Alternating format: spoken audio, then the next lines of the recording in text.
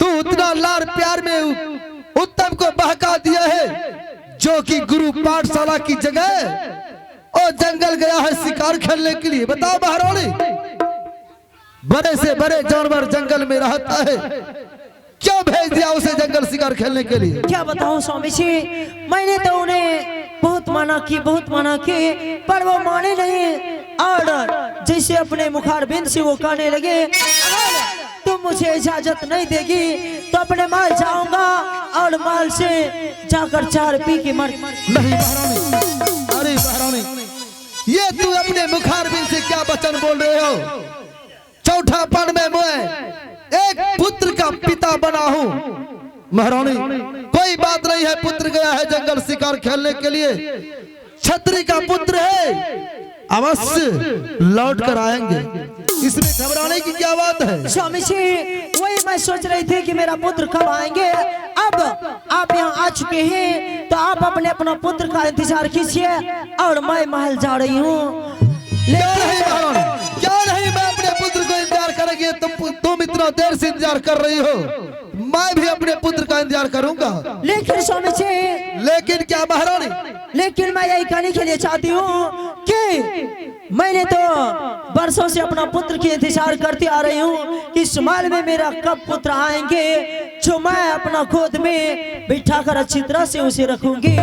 और आपका भी यही लालसा है कि मैं अपने पुत्र को अपने गोद में कब से खिलाऊं। तो मैं यही कह रही थी कि स्वामी जी मेरे पुत्र जैसे आएंगे, आप अपने पुत्र को अपने गोद में बैठाकर उसे अच्छी तरह से दुलार प्यार करेंगे। और इतना ही नहीं, मेरे पुत्र उत्तम कुमार के सिवा आपके गोद में कोई गैर लड़का नहीं बैठना चाहिए। महारानी, अरे तुम्हारा दिमाग कितना छोटी सी है, एक राजमाता होकर के। या बताओ महारानी, जब मुझे पुत्र नहीं था, मैंने तुम्हें कभी दरबार में यह प्रश्न नहीं किया कि महारानी किसी बच्चे को लाकर मेरे गोद में दो। आज तो मैं स्वयं एक पुत्र का पिता हूँ, तो गैर बच्चे को अपने गोद में क्यों लेंगे महारानी?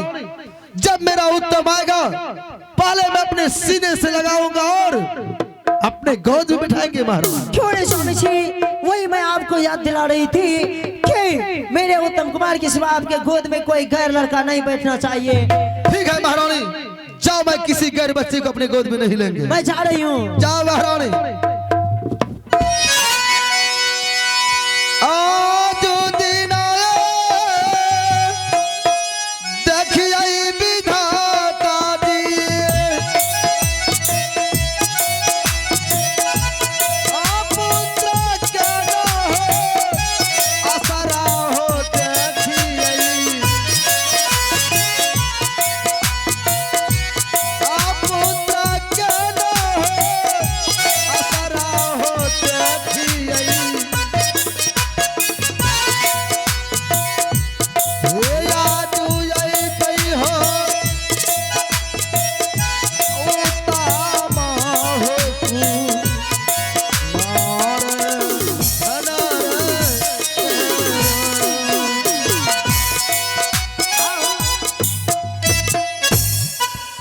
प्रणाम पिताजी। खुश रहो पुत्र।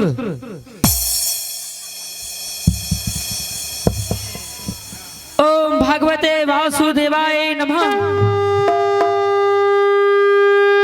ओम भगवते वासुदेवाय नमः।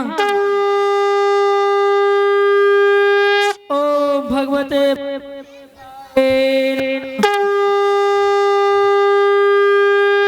आपकी चरणों में प्रणाम स्वीकार हो महाराज जी। चिरंजीवी हो बालक। ए महाराज, हाँ बाबू अपना दरबार में बसदेवा या भी गलो। क्या? बसदेवा। बसदेवा कहाँ है? बसदेवा वो तो बालक है। राघव चू इधर यार, ओ परम पिता परमेश्वर का नाम ले रहा था, तुमको यह दिमाग में नहीं घुसा कि क्या वो बोल रहा है? एकदम बसदेवा को उत्तम। हाँ पिताजी। ये बालक कौन है? पिताजी ये अपना मित्र है पिताजी। रखिए फोन क्या है। पुत्र ये बालक कौन है? मेरा मित्र है पिताजी। क्या? अरे उत्तम, तुम तो गया था जंगल शिकार खेलने के लिए। हाँ पिताजी।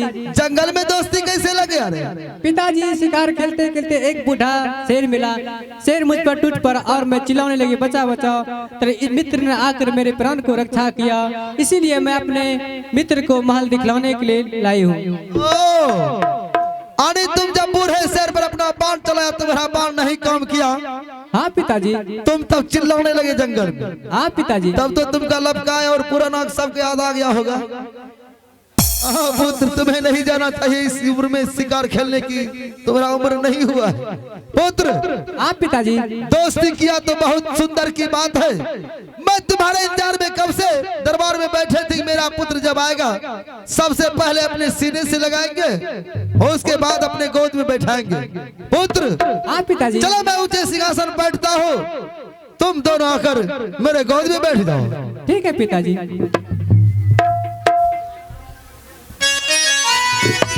चलिए मित्र पिताजी की गोद में बैठते हैं।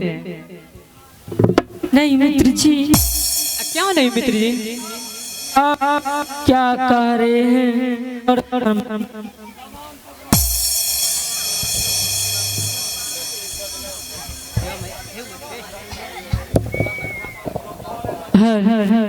देखिए मित्र जी। हाँ मित्र जी। आपको कह रहे हैं मुझे गोद लेने के लिए।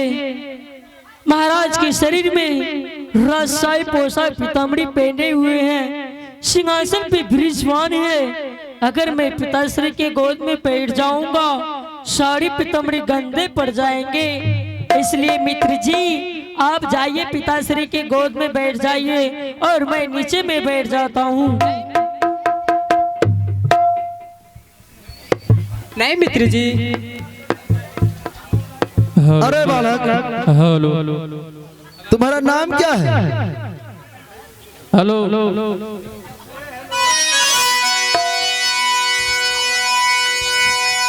मेरा नाम भक्त ध्रुव कुमार है। वाह, नाम तुम्हारा कितना सुंदर है।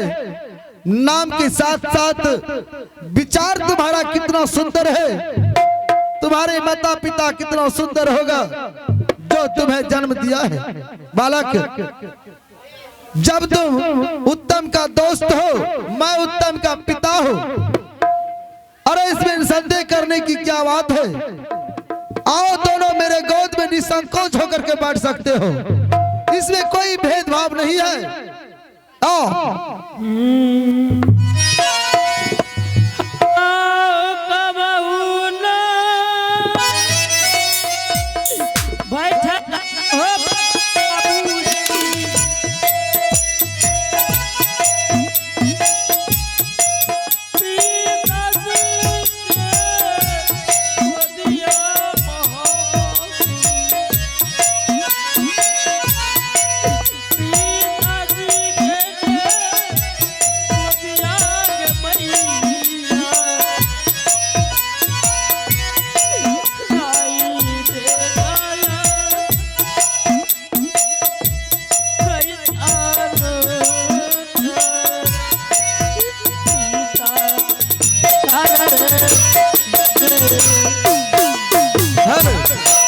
अरे बालक, तू रोता क्या?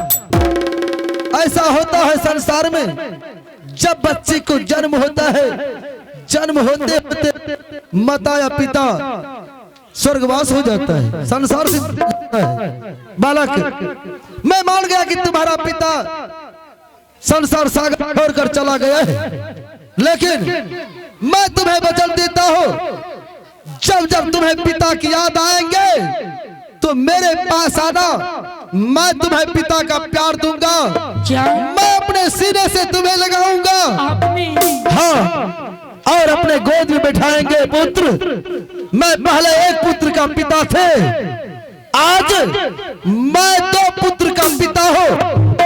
आओ मेरे गोद में बैठो सिंहासन पर पुत्र। ठीक है, अगर महाराज आपने मुझे मजबूर कर रहे तो गोद में बैठने के लिए तैयार हूँ। अरे बालक, मजबूर करने की क्या बात है? मैं वचन दिया ना, मैं तुम्हें पिता का प्यार देंगे। चलो। ठीक है, के लिए तैयार है। अब बैठे जावा